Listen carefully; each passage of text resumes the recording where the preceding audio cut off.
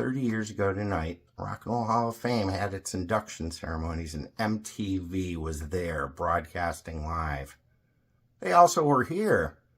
Not live, but they did a really good little documentary look at the construction of the Rock and Roll Hall of Fame and interviewing the initial guys that were the rock and rollers that put it over the edge and got things going and are really the heroes of the Rock and Roll Hall of Fame. Of course, forgotten to most. But hopefully this program will cement your memories of what the Hall of Fame started out as, and the idealism and the optimism. And there wasn't yet the questioning, the annual questioning of what is rock and roll. Rock and roll is jumping and smashing and being like Pete Townsend, isn't it? In my book it is. Hey, this is Ed Marquez, and coming up tonight, 8:30 p.m., the 1995 Rock and Roll Hall of Fame opening act, and then at 9 p.m., MTV presents the 1995 Rock and Roll Hall of Fame induction ceremony. 11:30 p.m., Beavis and Butthead, and don't forget, 10 p.m. Saturday night at Beavis and Butthead Maranathon, and then at 12:30, Alternative Nation.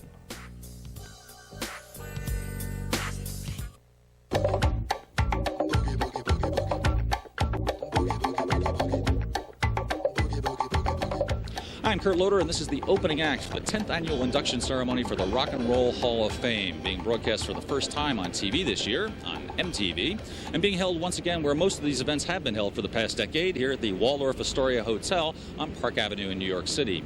It's kind of a special year for the Hall of Fame. The Hall of Fame building is finally under construction in Cleveland, and it'll be opening this summer on Labor Day. We'll be taking a look at it a little later in the show. It's quite a place.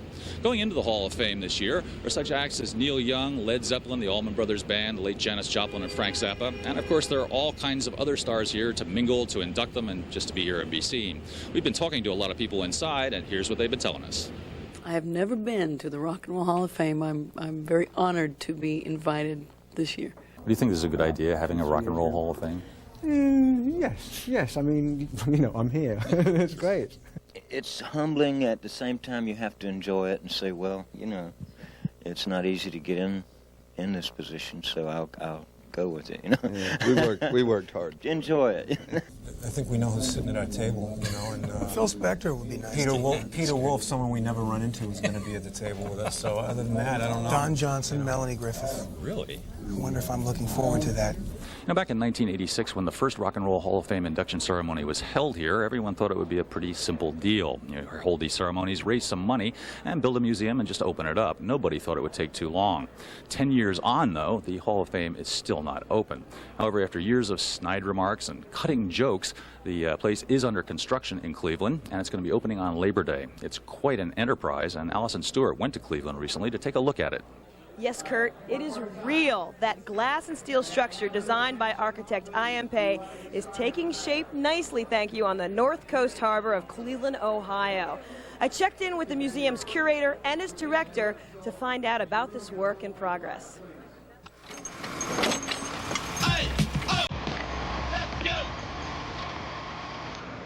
How are you doing time-wise? You guys going to make it for opening? Oh, yeah, we're on schedule. The building's definitely on schedule.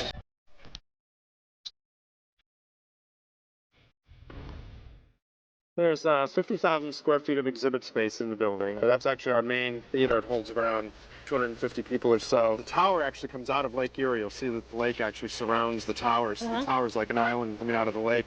Then the glass tent there connects it to the land. And you actually enter in through the front of the tent. And over here, though, is the main exhibit floor, actually. This is where you'll come when you're underground. And there'll be a huge video wall over here that'll sort of be in front of all of that. And out here, right where we're standing, is where the artist exhibits will be. Our Beatles exhibit will be out here. It's Jimi Hendrix and the Doors. It's not going to be bad wax figures of people. No wax figures. No, we're keeping away from all the wax figures. There's going to be modern stuff as well. The U2 cars are coming in to the lobby. That's in the lobby of the museum. You're actually working with U2 on an exhibit that will basically recreate sort of a mini version of the Zoo TV tours. But that is an important point, that we do want like contemporary groups there, as well as artists from the 50s and 60s and 70s. The Rock and Roll Hall of Fame and Museum allocates floors 5 and 6 for the actual Hall of Fame itself, while interactive exhibits, performance theaters, a gift shop, and a cafe make up floors 3 and 4. The second floor of the museum basically deals with rock and how we've experienced it, rock on the radio, rock on TV, and, rock on MTV. So, yeah, these are local music scenes and how, basically one of the theories there is how different forces, whether they're economic or, political, cultural, musical, came together and that a certain kind of music took hold in a city and then spread from there. Seattle made it. It's like Memphis, New Orleans, San Francisco, Detroit, the punk exhibit, London and New York, and then a rap exhibit, and then Seattle. Now, just a few years back, the notion of a museum that would actually house the Rock and Roll Hall of Fame had as much credence as an Elvis sighting. But in the past 18 months, the vision has become a reality, a 150,000 square foot reality to the tune of $92 million. Rock and Roll Hall of Fame Museum, may I help you? But I think breaking ground was the critical thing. Once you start to have a building, once it becomes a real place, it takes on an energy all its own. I mean, the staff gets excited, the artists get excited, they see the building, they want to be a part of it. We didn't have that before. Is this something you'd be interested in donating to the museum, sir? The museum got a high-profile endorsement when Yoko Ono donated some of John Lennon's belongings. Artist contributions continue to flesh out exhibits, such as the Punk Collection, which is still in progress. These are lyrics to some of the Sex Pistols songs, Johnny Rotten's lyrics, Holiday in the Sun, Problems, No Feelings, and some early posters from some of the early New York shows. I mean, here's one with Television, another early one with Patti Smith and Television. Do you feel like you have a complete punk story? Have you been able to fill in all the holes? We have most of them. Like I say, we're a little bit weak on the Clash right now from my point of view, but otherwise I think most of the major bands, like I say, the Ramones and Talking Heads, Sex Pistols, we're pretty well covered. I'm pretty pleased with this. I think the goal of the museum is to celebrate the history of rock and roll and its roots, but also to show the visitor how rock and roll has affected the whole world. We want you to have a great time when you're in there, but we also want you to learn something and to take something away, and that was really the challenge. There you have it, an advanced look at the Rock and Roll Hall of Fame opening at last in Cleveland on Labor Day. Right now we're outside of the Grand Ballroom here at the Waldorf Astoria, where the Rock and Roll Hall of Fame ceremony is held every year, and it's going to be getting underway in there pretty soon. These are always big musical events, of course, lots of jam sessions, lots of great players hanging around, and sometimes they're even more eventful than anyone anticipated. One year a waiter died in the middle of the ceremony, another year a giant picture fell off a wall onto a table full of people, and one year the Gulf War broke out in mid-show. No telling what's going to be happening here tonight, but we have been talking to people about what they're looking forward to, and here's what they've been telling us. One of the most exciting things tonight for me is to get to see Neil Young, because I haven't seen him for 10 years, and it's because he goes this way and we go that way, and he has such a great following that it's such that we don't do shows together, and so I'm really excited to see Neil. We're with Martha and the Vandellas, so we're having a good time. Is there anybody you're looking forward to maybe bumping into? Well, Martha and the Vandellas, actually. I still have some very old, well, not 78s quite, but 45s, certainly. Like at dance parties, I would bring all my Martha and the Vandellas and Motown records, because I figure it's a dance party, let's all dance. And they would all line up against me and say, we don't want to hear that, we want a neck. And I would say, well, I do too, but hell, let's dance. This is the damn dance party. I'm looking forward to seeing Steven Tyler again. He's always very interesting. Entertaining. He's always he says things to me that I have yet to understand, but I enjoy them. For instance? I can't even repeat them. There's something about life and heaven and something. Well, here we are now overlooking the Grand Ballroom. People are going to be flooding in here to have dinner pretty soon and take in the show. It's going to be quite a night. We're going to take a quick break right now, but we'll be back talking to members of the Allman Brothers Band, Led Zeppelin, and Melissa Etheridge on late Janis Joplin. We'll also be taking a look at what it takes to actually get into the Hall of Fame. Don't go away.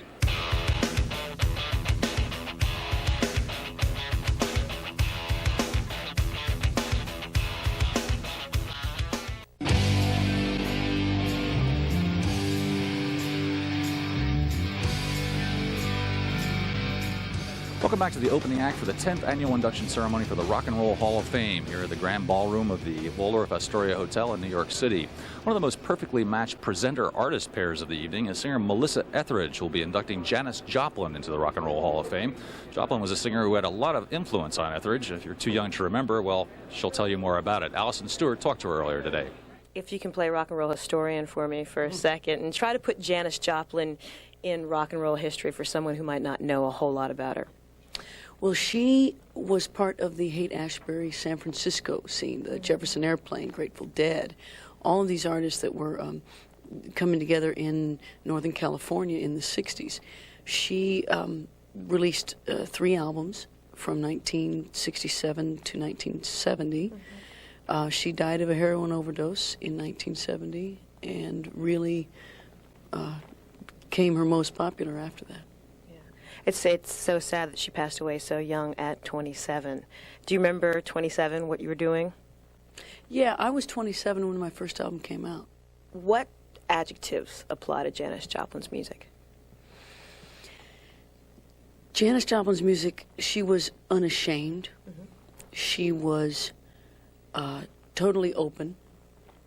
It was sexual. It was painful. It was liberating. It was something that women had not done before in public, and she was doing it. Melissa Etheridge on the late Janis Joplin, whom she's inducting into the Rock and Roll Hall of Fame tonight. A lot of people often wonder what exactly it takes to get into the Hall of Fame. Well, for one thing, you have to have made your first record at least 25 years ago. But as you might imagine, there's a bit more to it than that. We recently sat down and talked to David Frick, the music editor of Rolling Stone magazine and a voting member of the Hall of Fame, and he clued us in. What is it that entitles someone to go into the Hall of Fame? Is that clear?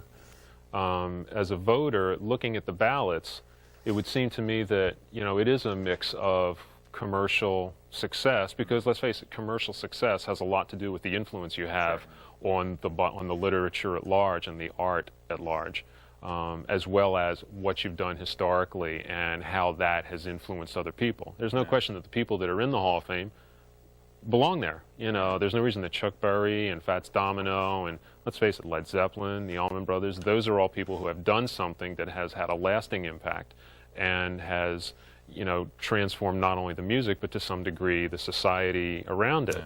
Do you think there are any acts around today that you can look at and say confidently, well, like Aerosmith is going to be eligible eventually? I mean, do you see any other bands? They'll still be gigging too. They'll be into their next contract. Do you think there are any bands around today that you look at and say, well, they've got what it takes to make the long haul and maybe do something significant? Well, I think that certainly bands like, if you look around at the scene today, you look at REM, you look at Nirvana, even posthumously, Pearl Jam. Those are bands that are having a major impact today, and I can't imagine that in 25 years, whoever the voters are, whoever the nominators are, aren't going to look at that and say, yeah, this is something. This was a transforming experience. This changed the music. It changed it for the better, and it changed it in a sweeping way. It's really easy to lose sight of the fact that it's not only enjoyment, it's not only entertainment, but it's a genuine art form, and there are museums for art. There are, there are poetry collections. You have these grand institutions to take care of, what are the fine arts. Yeah. But this is an art that has an impact. Beethoven is great. Dead art. I'm sorry. He did his best work 200 years ago. That should be celebrated, but it should also be, Chuck Berry should be taken care of. And the Rock and Roll Hall of Fame in the year 2020? Well, if history smiles on them, here are some people who just might be there.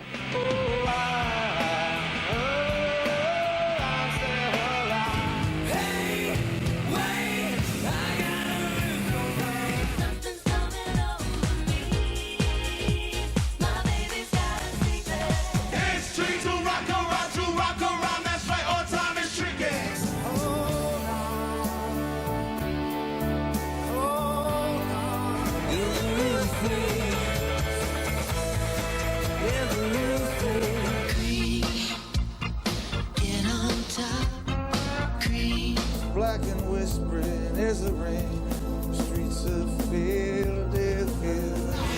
Blind man who could change the night into day.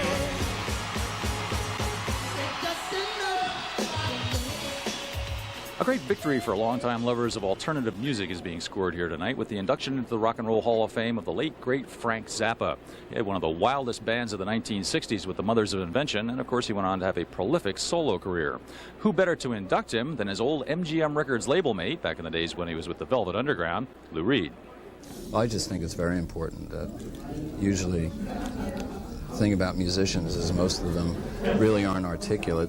That's why they're musicians. They play and they speak through their music, but Frank Zappa was someone who was able to articulate, and I think it's an incredibly valuable thing to have someone who can articulate positions, particularly positions that I agree with so much, in front of a Senate committee, acting as a conduit for the Czechoslovakian government. I mean, I was friends with President Václav Havel, and he had Frank Zappa as part of the Ministry of Culture. Well, as you can see, it's another star-packed evening here at the Rock and Roll Hall of Fame induction ceremony, as it is every year. Quite an event. We're going to take a quick break right now, but we'll be back talking to a member of Led Zeppelin, one of the bands being inducted tonight, and we'll be taking a look at the home of the Rock and Roll Hall of Fame itself, Cleveland, Ohio, a city you may not know much about. Don't go away.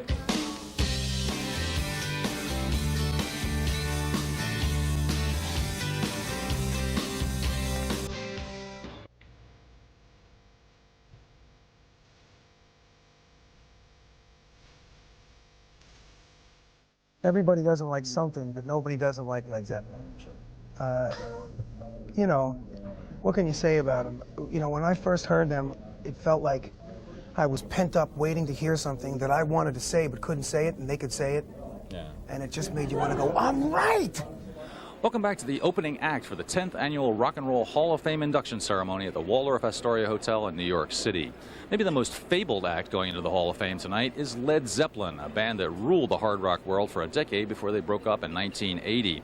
This afternoon we spoke to John Paul Jones, a man who played bass and keyboards with that band, and here's a bit of what he had to tell us. How do you think of Led Zeppelin's music looking back at it? I mean, it was really advanced in a lot of ways, and it combined a lot of different elements. Do you think it holds up well for you when you go back and listen to those records? I know, for me it was... Zeppelin was very interesting because we had our ears open and we would play literally what we heard, and we were shielded by Peter Grant, the manager, from a lot of outside pressures. Yeah. And it's a very good position. It's a better word than that. It's a very good position to be in because we didn't have to worry about what anybody else thought. We didn't have to worry about, let's make a record like the last one. And so we just did what we wanted, you know, and off it went and was released. You know, those are the days. It's nice work if you can get it, I tell you. Led Zeppelin is probably the most legendary band for their off-stage stuff. Like, they did all these incredible things. Is any of that stuff true, or is the shark story true, or is it all just like mythology? Oh, none of it's true. Come on. Well, you know, I remember all sorts of things, and a lot of things I don't remember, funny enough. But yes, there was a assorted managerial connotations. I mean, you know, any band on the road at that time, up to various evening hijinks, I suppose. We were nothing special, I didn't think. You seem to be a very cultivated musician. Back in the days with Led Zeppelin, were there ever like volume arguments or like turn it down, you're destroying my hearing? Oh, I love it. No, I destroyed my hearing anyway, but that's, you know, I'm still doing it. Do you think there's any chance you might be jamming tonight or maybe playing with them perhaps? I certainly hope so. I don't know. We played with, Jimmy sat in with us down in South America a couple of months ago, so we have a couple of tunes we can play. Maybe we do a reggae version of Think About It. Take a while. Well, the 10th annual induction ceremony for the Rock and Roll Hall of Fame is about to get underway, so while we still have some time, let's see who Alison Stewart's talking to. Has this whole event and has all the pomp brought up any sort of past memory? You can't, like Butch says, you can't help it, you know, and not to dwell on a point, but the Allman Brothers have always been a band that didn't really get into this sort of thing that much. We wouldn't play Ramblin' Man in our set because it was a hit song. I mean, now that is ridiculous. You know, we wouldn't play it because it was a #1 single, but we thought it was corny, you know, to play a hit single. So, you know, we've mellowed since then, thank God, but No, this is such a overwhelming thing. You can't help but reflect back, and plus every time you do an interview now, you're asked about, you know, your childhood and where you learned to play and all these things and where did you go to school, which is normally not what an interviewer would ask you. So just the whole thing, the pomp and circumstance that goes with this just takes you right back through your whole career. And you still wonder, what am I doing here? You know, I mean, there's a lot of wonderful players in the world, you know, and you have to be very grateful. When it was first decided to build the Rock and Roll Hall of Fame in Cleveland, Ohio, a lot of people wondered why. What's there? Allison Stewart has the answer to that question. Cleveland, Ohio. They used to call it the mistake on the lake, a city whose river was so polluted that the water actually caught on fire. And then in 1978, the city government defaulted on all its loans and went belly up. Well, tired of being the national punchline, the players, both private and public, decided to synergize and came up with a financial plan for the city, a plan that included the Rock and Roll Hall of Fame. Get ready, because Cleveland rocks. Really. Why does Cleveland have such a tough reputation? Well, we've had to tough it out. We've been the brunt of jokes for many a year, and we've probably made the success of many a comedian. You know, in the 70s, you know, when a lot of the industries and places were closing, it kind of got a bad rap. So now, you know, it's kind of like, this is the new Cleveland. It's a new era. We're going to teach all these people who've put us down for all this time that we're really on our way back.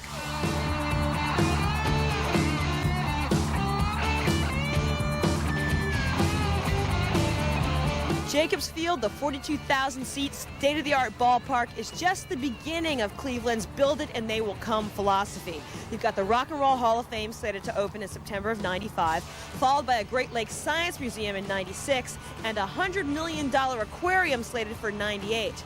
By the end of the century, this city will have pumped $4 billion into urban renewal. At the center of all this renewal is the Rock and Roll Hall of Fame. But why Cleveland? Can you imagine how many people stop and say, Cleveland, Ohio is going to be the international home of the Rock and Roll Hall of Fame? But it happened here. One of the reasons they have the Rock and Roll Hall of Fame here is that Alan Freed, one of the rock's first DJs, coined or popularized the term rock and roll here in town. Now, it remains to be seen whether, you know, 500,000 people a year will travel to Cleveland to see the Rock and Roll Hall of Fame. I don't know. So let's say you do decide to make the trek to Cleveland. What are you going to do for fun? The area on the banks of the Cuyahoga River is known as the Flats, and what was once a series of abandoned industrial warehouses have been renovated into bars, nightclubs, and restaurants, helping to revitalize the downtown Cleveland scene.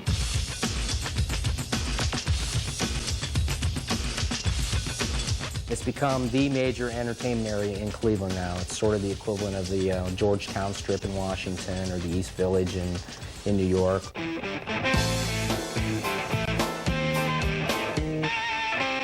The Coventry area is on the east side of Cleveland in Cleveland Heights, and it's sort of an artist's hip enclave. There's a coffee house over there called the Arabica, which is now a chain of coffee houses, but that's kind of a musician's hangout. But it's not all sweet strumming and decaf. Nine Inch Nails is obviously the hottest of all the bands that have ever come out of Cleveland. Trent Reznor lived in Cleveland for most of the 1980s and recorded the first album he did, Pretty Hate Machine, here.